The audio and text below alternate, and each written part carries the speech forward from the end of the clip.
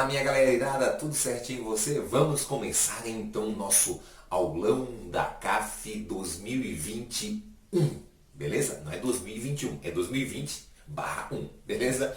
Então eu sou o professor Marcelo, professor de Geografia do canal Geografia Irada. Se você não é inscrito, por favor, se inscreva aí para fazer o nosso canal crescer e assim a gente poder ajudar muita gente. A prova da CAF, você que não conhece, que é a primeira vez, né? Ou então você que já conhece, já viu ali como é que é o perfil da questão. Então, todo ano cai Geografia de Santa Catarina. Todo ano cai, né? Então vai ter lá uma questão na tua prova de certeza. Vai ter também uma outra questão de certeza só com atualidades. Só com atualidades. Fique atento. E aí, as demais questões são divididas em questões de geografia física, geografia política e econômica, beleza? Então, a prova é isso aí, todo ano é isso aí, e aí dá para você, claro, acertar bastante o que vai cair. Pelo menos duas questões, você já sabe que vai estar lá. Então, vamos cercar aqui para você, tá? Geografia de Santa Catarina. Cai mais o que, Marcelo? Cai mais questões que envolvem a geografia física de Santa Catarina na prova da CAF. Né? Se você pegar historicamente, é mais ou menos assim, 3 por 1. De cada 3 questões físicas, caiu uma de geografia humana misturada com a economia. Muito mais geografia física. A gente botou aqui para você, primeiramente, um mapinha, né, da localização. A Santa Catarina está na região sul, né? Tem uma maior fronteira com o estado do Rio Grande do Sul, a nossa maior fronteira, quase 1.000 quilômetros. Ao norte nós temos uma ligação com o estado do Paraná. A oeste com um país, que é a Argentina, e a leste com o Oceano Atlântico, né? Cerca aí de 500 quilômetros, mais de 500 quilômetros de costa ali, fronteira com o Atlântico. Sempre os limitadores vão ser rios, né? O Peperiguaçu, o Rio Uruguai, o Rio Pelotas, o Rio Mampituba, né? O Rio Jangada, o Rio Iguaçu e o Rio Negro. Sempre rios que vão dividir com, né, os limites aí, físicos de Santa Catarina. A colonização de Santa Catarina, ela teve grande influência europeia. Pelo litoral, principalmente os açorianos. Você pode ficar ligado que às vezes aparece na prova os vicentistas. Sim, aqueles mesmos que ocuparam essa região do Planalto aqui, que era caminho dos tropeiros, né? Então ali nós temos os vicentistas, que são os paulistas originários lá, né, da colônia, da capitania lá de São Paulo, que era a capitania hereditária de São Vicente. E depois aí vai virar toda aquela região de São Paulo. Então aqui formou-se um caminho dos tropeiros, depois a ferrovia, né, a ferrovia do Contestado, e aqui nós temos essa área central, mais por vicentistas, o litoral mais por açorianos, também por vicentistas.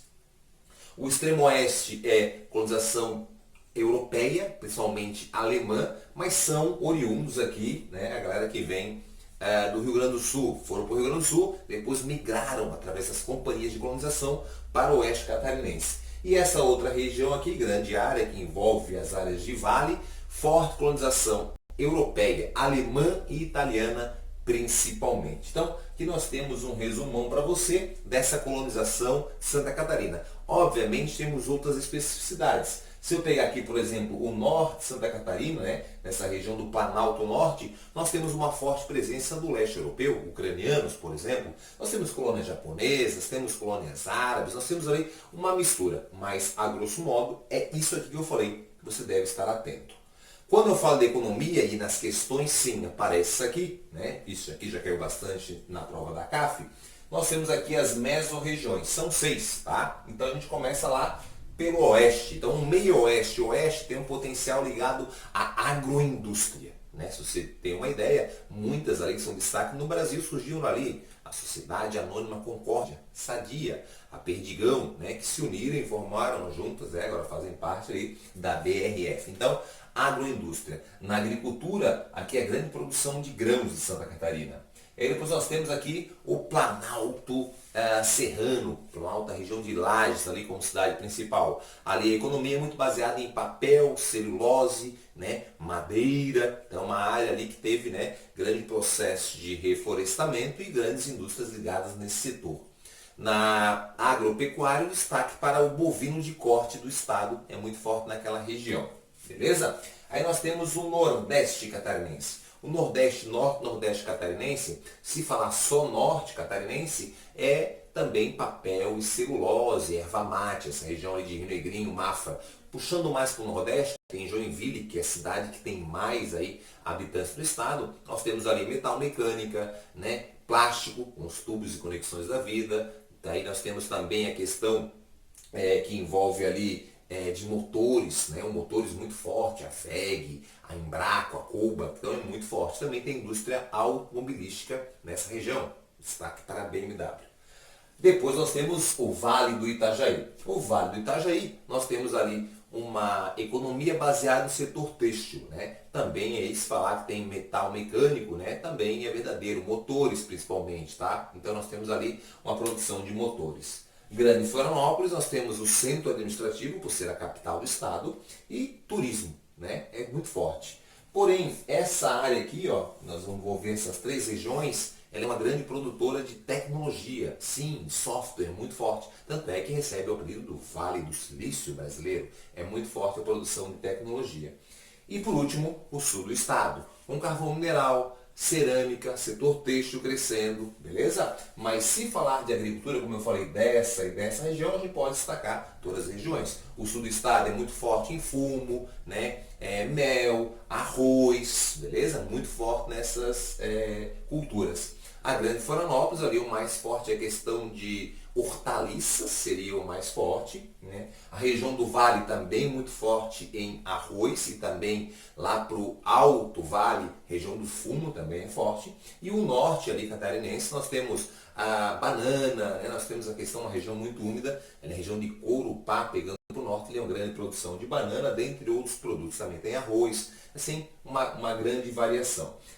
Pegando lá para o meio norte, tem grande produção de alho, né? Puxando para o vale, cebola. Então, assim, nós temos uma agricultura. A característica geral da nossa agricultura é pequena, muito ligada à pequena, né, produção, pequena área de mão de obra familiar, pequena propriedade de mão de obra familiar. Beleza? Aqui nós destacamos para vocês outras duas características importantes físicas, tá? A primeira, o relevo em 4 unidades, 2 de planície, a planície do Rio Uruguai e a nossa planície litorânea ou costeira, e 2 blocos de planalto, né? O nosso planalto ocidental, que às vezes eles chamam de planalto meridional, um grande bloco do planalto ali, né? Onde tem os pontos mais altos do estado, destaque para o Morro da Boa Vista, Morro da Bela Vista e Morro da Igreja, nessa ordem e altitude, na faixa de 1.827 metros, né? 24 e 22 metros, essa ali é a medição deles. Ali a formação é da era mesozoica devido a um derramamento basáltico, denominado derrame de Treppe, beleza? Então ali é uma formação antiga, né, de aproximadamente, a gente vai arredondar aqui para você, na era mesozoica ela é 250 milhões de anos, então 200 milhões de anos atrás mais ou menos. E aí nós temos aqui, né, o planalto e serras do litoral, e esse planalto ali é a parte mais antiga do nosso relevo, né, era pré-cambriana, né, rochas cristalinas, em destaque principalmente para o granito. Chegamos na vegetação. De toda a questão física de Santa Catarina, eu aposto na vegetação. Mas por que, Marcelo? Nós tivemos aí alguns problemas, né, associados a desmatamento, né, ao crescimento das áreas litorâneas com urbanização, afetando muitos manguezais e também a Mata Atlântica. Tivemos aí, né, no meio do ano, uma grande queimada que envolve aí, né, a área de Mata Atlântica no Parque Serra do Tabuleiro. Isso ganhou, né, notoriedade. Nós temos também a questão dos parques das araucárias aí ganhando, né, várias reportagens mostrando a sua beleza. Então, devido a esse fator, a gente aposta aí, é um tema que não caiu recentemente, então pode aparecer. Então nós temos aqui essa área lá no Rio Uruguai, denominada floresta subtropical, denominada floresta decídua, ou seja, as folhas caem. Nós temos nessa área aqui, ó, né, chamada campos, nas áreas de planalto, tem uma vegetação herbácea, tá? No litoral aqui, próximo ao litoral, a Mata Atlântica. Geralmente o nome que eles pedem é vegetação umbrófila densa, é a Mata Atlântica, tá? Que é hoje a vegetação que mais tem no estado, né, do total de vegetação. Se for falar da mata original, a araucária é a primeira. Se falar da mata que restou, que mais tem hoje é a Mata Atlântica. A Araucária envolve grande parte do estado, mas foi muito desmatada no processo de colonização. Quando aparece o nome Araucária, geralmente eles ligam o nome Ombrófila mista, que tem angiosperma e gimnosperma. E por último, a área litorânea, que é formada por restingas e manguezais, beleza? Então, a área de restinga, essa vegetação que protege aqui a praia, né, que tem arbustos e plantas rasteiras, e depois o manguezal, né? O manguezal ele é uma vegetação, né, um tipo de bioma halófilo, de água salobra, água salgada, a maior parte, né, pneumatófilos, as raízes são aéreas. Então, em Santa Catarina vai do norte até a região de Laguna. Depois de Laguna não temos manguezais, por essa formação das praias mais abertas ali. Então, no Brasil inteiro, vai até Laguna, não tem lá, de Laguna para baixo do Rio Grande do Sul, não tem manguezais. Então aqui uma revisão básica, a gente convida você, vamos deixar aqui no card, 2 aulas para vocês. Primeiro uma aula de Geografia de Santa Catarina Física, depois uma aula de Geografia Humana. Você vai aprofundar, se você não estudou muito isso esse ano, vale a pena porque é uma questão certa, tá? Então nós falamos de porto, de rodovia, da economia, da colonização, vai lá estudar, tá? E aí chegamos agora em algumas atualidades que a gente destacou para você, né? Muita coisa, vamos pontuar para você dar, se você não sabe algum desses aqui, você vai resgatar, também no canal Geografia Irada a gente tem. China e Estados Unidos, tivemos aí, né, estamos tendo aí uma guerra fiscal envolvendo essas grandes nações. A China é o país que mais exporta no mundo. Os Estados Unidos é o país que mais importa no mundo. Então, são países destaque. Primeira e segunda economia mundial em produção, né, em circulação de dinheiro. Os Estados Unidos é o primeiro, mas a cada ano vê a China encostando. E aí, pela previsão, é que a China vai abocanhar os Estados Unidos. Tá? Então a gente tem que entender essa relação. Os Estados Unidos ele compra muito mais do que vende para a China. E por isso o Trump começou a querer taxar, né? Aumentar aí os impostos nos produtos chineses para tentar equilibrar. A China, como não é boba, né? A China foi lá e também aumentou as tarifas, né? A taxação dentro de alguns produtos para equilibrar a perda. Mas essa guerra fiscal continua. A gente gravou uma aula sobre isso, né? A gente vai sempre deixar aqui abaixo as aulas que você precisa dar uma olhadinha, mas fique atento a isso. A China, né, ela teve um grande crescimento com algumas reformas que foram feitas na década de 70, lá no final da década de 70, e fizeram que a China tivesse um grande crescimento. E esse crescimento está muito associado a 3 indicadores. A sua grande população, que vai dar uma mão de obra muito barata e um grande mercado consumidor dentro da China. E ela também pratica a desvalorização da sua moeda, né, aumentando assim o poder de compra dos países que vão lá negociar com ela. Então, com a moeda dela desvalorizada, o dólar tem um grande poder de compra e isso facilita a exportação. A China criou ali as zonas econômicas especiais, que são áreas dentro do seu país onde ela abre para empresas estrangeiras com alguns incentivos. Beleza? Brexit, também gravamos e falamos bastante. Você acompanha o canal, a gente falou bastante sobre o Brexit, a saída do Reino Unido da União Europeia, né? Então fique atento a isso. O Reino Unido, que é formado pela Inglaterra, País de Gales, Escócia e Irlanda do Norte, vão entrar em 73. Não era nem União Europeia, né? Era lá Comunidade Econômica Europeia. Entro nesse bloco econômico. Os países foram entrando, foi crescendo. É a segunda vez que tem, né, uma consulta. Primeiro foi lá um referendo, agora em 2016 foi um plebiscito onde a maioria decidiu sair. E essa saída, né, vão gerar graves perdas ou incógnitas de perda, porque perde isenções, circulação de serviços, circulação de pessoas, além da multa que vai ter que pagar. Motivos da saída do Brexit, desse desejo de sair, onde a maior parte da população decidiu em sair. Nós temos a primeira crise europeia, né, a crise dos PIGs, Portugal, Irlanda, Itália, Grécia e Espanha, e esses países acabaram, né, afetando bem essa zona do euro, toda essa questão econômica, e os países mais ricos da Europa tiveram que financiar esses países para que eles não quebrassem de vez e não afetassem também as suas economias. Isso gera um descontentamento em parte da população. Depois todos os acordos sociais que envolvem esse bloco, principalmente a questão migratória, e aí vários refugiados começam a entrar lá, né, no Reino Unido, isso vai gerar um descontentamento, a concorrência de emprego, a xenofobia, tudo isso. E aí teve a votação. E a maior parte disse sim. Mercosul, União Europeia, também nós temos aí, né, uma possibilidade de acordo aí envolvendo o bloco Mercosul com a União Europeia, que já há muito tempo vem se tentando, né, e o atual governo conseguiu aproximar e aí tentar fazer essa questão do acordo envolvendo os dois blocos econômicos. O Mercosul, o nome é Mercado Comum do Sul, mas esse bloco não é um mercado comum, lembra? Ele é uma união aduaneira. Ele um dia quer virar um mercado comum, mas ele tem que evoluir. Quando ele foi criado, ele era uma área de livre comércio. Criaram algumas regras e virou uma união aduaneira. E agora pode ser que um dia ele vire um mercado comum, que não é ainda. A União Europeia, sim, é um mercado comum. Ela tem legislação de pessoas, serviços, produtos e vários acordos em vários segmentos, justiça, agropecuária, migração, né? Ela tem vários acordos. E agora, né, se for considerar o Brexit, ela tem 27, mas com o Reino Unido dentro ela tem 28 países filiados. E esse acordo aqui, né, o Mercosul já faz vários acordos com várias nações. Já fez com o Egito, já fez com Nova Zelândia, são acordos específicos de determinados produtos. Não quer dizer que a gente vai ter o passaporte europeu. Não. A gente vai ter acordos ali econômicos favorecendo, né, empresas daqui e de lá, tentando aumentar o potencial econômico de circulação de produto entre essas duas grandes áreas. Beleza?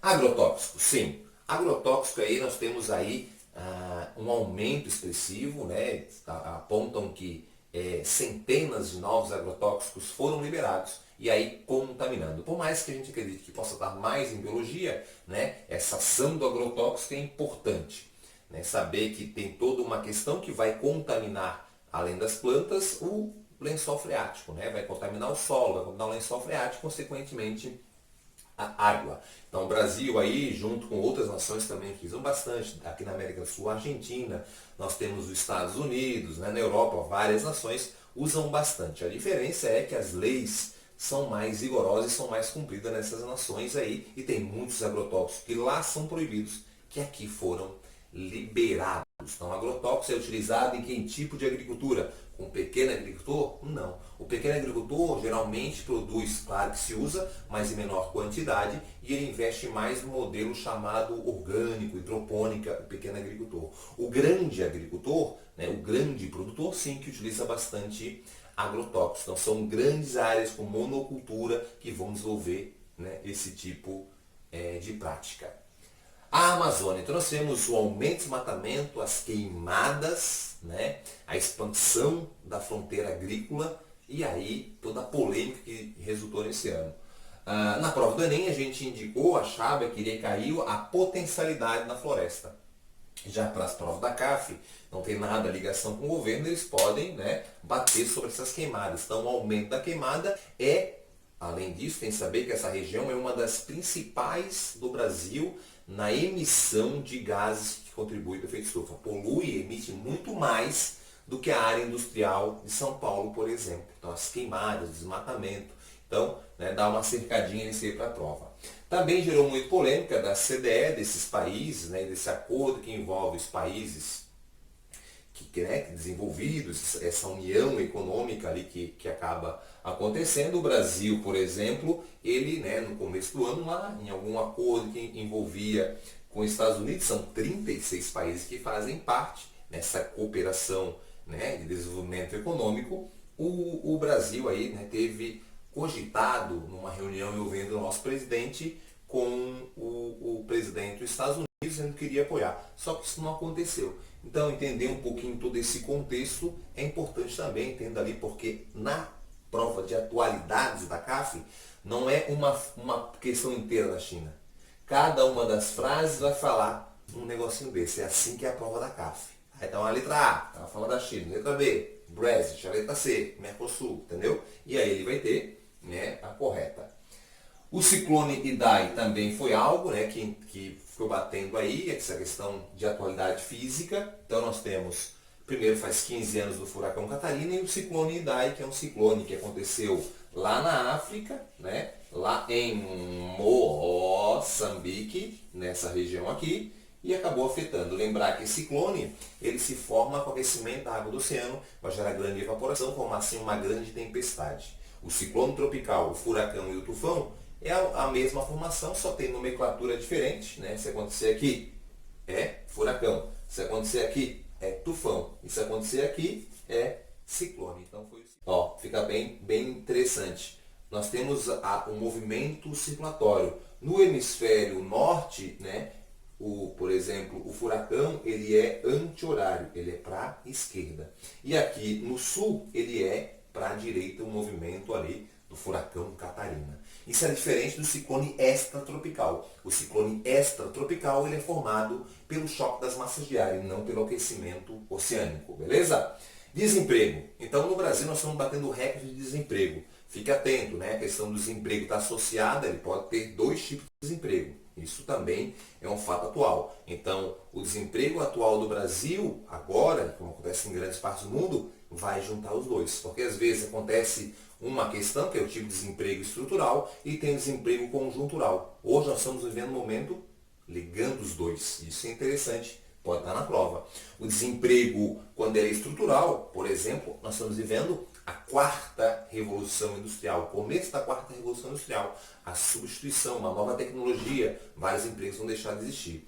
O outro fator é o emprego conjuntural, essa crise econômica instalada, né, no Brasil, nos países da América Latina, né, em outras nações também, que vão diminuir o consumo no Brasil e sair, né, vão diminuir o investimento com essa turbulência política, essa polarização que existe no Brasil na atualidade, e aí vão afastar investidores, e aí, obviamente, as pessoas ficam com medo de aplicar dinheiro, seguram o dinheiro, fazem outros investimentos e acabam não investindo na indústria, não investindo no consumo e vai agravando a crise. E nós aí estamos batendo o recorde de desemprego. E algumas reformas aí o governo vem fazendo, a trabalhista, agora estamos passando pela reforma da Previdência, né, que justifica-se pelo envelhecimento da população e por um déficit, né, apontado por especialistas. Você não deve, na prova, concordar ou criticar com isso, é apenas saber qual é o contexto geral, né? Então, a reforma da Previdência justifica por isso.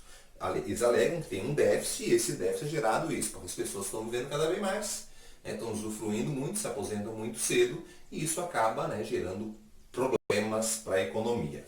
Tranquilo? Atualidades aí saem dar umas cercadas que a gente mais acredita. E a gente botou aqui alguns outros temas importantes.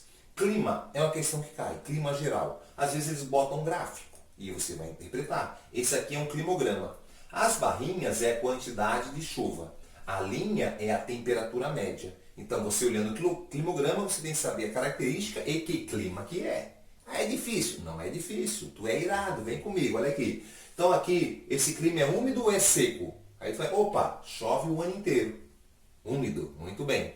Aqui esse clima tem grande variação de temperatura ou pouca variação? Tu vai olhar, opa, a temperatura ela muda aqui, ó, tem uma queda aqui no meio do ano. Então é um clima que tem amplitude térmica. Se a linha quase não mudasse, pouca variação de temperatura. Se fosse lá em cima, ela é um clima quente. Por exemplo, no Brasil, não existe clima aqui embaixo frio o ano inteiro. Tá? Então, o clima que tem pouca variação já bota quente. É um clima mega térmico, é quente. Um clima que tem variação, ele é quente no verão e frio no inverno. Ele é um clima mesotérmico. Tá? Esse aqui é o clima subtropical. Eu botei porque é o clima de Santa Catarina, então ele tende a cair. Então é um clima úmido, com chuvas bem distribuídas e com variação de temperatura. Tranquilo? Aqui eu botei as massas de ar. Nós temos 5 massas de ar que atuam no Brasil. A equatorial continental e a equatorial atlântica. Essas massas dessa linha são massas quentes e úmidas, todas quentes e úmidas. Essa aqui se forma numa área desértica chamada Baixa do Chaco. Ela é quente e seca. E essa também é quente e úmida. Então, essa massa e essa massa, 1, 2 e 4, são massas de ar quente e úmida. A 3 é massa quente e seca. E a 5, Marcelo? A 5 é uma massa de ar fria. Ela tende a ser seca. Porém, a gente bota seca barra úmida porque depende da sua intensidade. Ela pode formar um pouquinho de umidade, ganha força e joga um ar seco para dentro do continente. Essa massa de ar ela leva para cá e para cá. Isso acontece porque aqui nós temos uma área de baixa pressão e aqui nós temos uma área de alta pressão, né? Nessa direção aqui, dando origem à friagem. Quando duas massas de ar se chocam, formam as famosas frentes, né? Nesse caso, quando tem a polar, frente fria. Se for essas duas aqui, duas quentes, frente quente. Beleza? Então isso é massa de ar. Saber que aqui na região sul, em Brasil inteiro, além da latitude, que é a distância do Equador que influencia no clima, nós temos a altitude. Esse aqui é um perfil do relevo catarinense, né? Ó, a Serra do Mar, que é aquela parte que eu te falei lá do Planalto e Serras do Atlântico, e aqui o Planalto Chapadas da Bacia do Paraná, no meio uma área depressiva, né? Esse é o relevo catarinense, que é chamado depressão periférica da borda leste da Bacia do Paraná. Quanto mais alto, mais frio. Nas áreas acima de 600 metros de altitude, aqui, nós temos uma classificação chamada C, em Köppen significa mesotérmico, F, úmido, e B, com verão ameno, brando. E nas áreas mais baixas, CFA, que é mesotérmico, úmido, com verão quente. Beleza? Isso é clima. Dá uma cercadinha, né? O clima predominante do Brasil é o clima tropical. A maior parte do Brasil tem dos trópicos.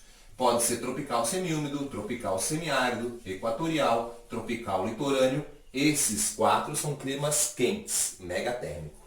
Esse aqui, o de altitude e o subtropical, né, são climas mesotérmicos, beleza? Chegamos em relevo. O relevo brasileiro é um relevo antigo e desgastado. Tá? Então, um relevo muito antigo e desgastado. Esse relevo aqui, ele vai ter um predomínio de planalto e ele tem 2 tipos de formação geológica. Escudo cristalino, 36%, e bacia sedimentar, 64%. Tá? Então, nosso relevo é um relevo de base cristalina coberta por grande sedimentação. Escudo cristalino, a parte mais antiga do relevo, da era pré-cambriana. A bacia sedimentar foi formando, né, foi desgastando com o tempo. Às vezes eu havia em provas em que é da era fanerozoica, ou seja, grande parte da paleozoica, mesozoica e cenozoica. Agrupando isso é denominado fanerozoica. Tá? E aí nós temos aqui várias classificações. A primeira é de Haroldo Azevedo, a segunda é de Aziz Abissaber e a terceira de Jurandir Ross. A de Haroldo Azevedo, essa classificação de Haroldo Azevedo, vai usar apenas a altitude. A de Aziz Abissaber vai usar os efeitos do clima sobre, né, ele cria uma teoria chamada domínio morfoclimático. E a de Jurandir Ross, sensoriamento remoto, foto aérea, divide o Brasil em 28 unidades. Tá? Então, por exemplo, essa aqui é Santa Catarina, 3 unidades.